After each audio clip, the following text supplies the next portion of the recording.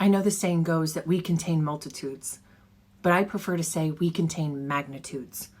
Curiosity allows us to explore all the realms that exist inside us, and I would argue, trigger and create new realms of possibility.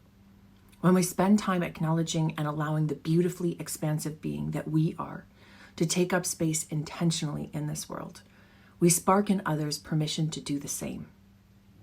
This is when we truly take up the reins of leader in our life and the world around us. We are much more powerful together, exploring new ways to live and design our lives in community with one another than we are trying to succeed from a place of hyper-individualization. It can be easy to look around and be critical about aspects of our life. Maybe we have the job we want, but it comes at the cost of relationships, or maybe we have the relationships and a job we enjoy, but it's not supporting us financially quite as well as we need it to be able to experience everything we want to in the world. But there are aspects of our life we can control, where we do have choices, and we can make those choices from a place of intention and powerfully transform our lives. As Theodore Roosevelt said in his famous speech, "It is not the critic who counts, not the one who points out how the strong man stumbled, or how the doer of deeds might have done them better.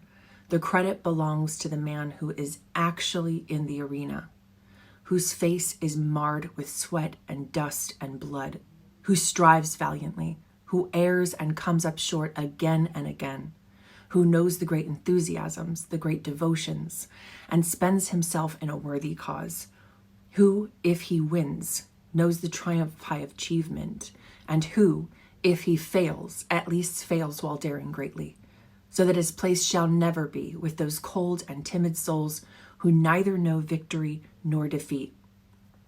I don't know about you, but my inner voice has been at times my harshest critic. In many ways, it has reflected back to me the unmet expectations of others, and in no way reflects who I truly want to be. It is most critical when I decide to go for it, to not only try something new, but to share it with people, with friends, or with the world, to be intentional and vulnerable, to live from a place of joy. I have learned over the years that critical voice is one who would have me get to the end of my life and have a list of regrets. Instead, I intend to get to the end of my life and say, wow, that was a wild ride. It's that intention that fuels my everyday actions, and my small everyday actions build up to create a foundation for the larger ones. And the same is for you.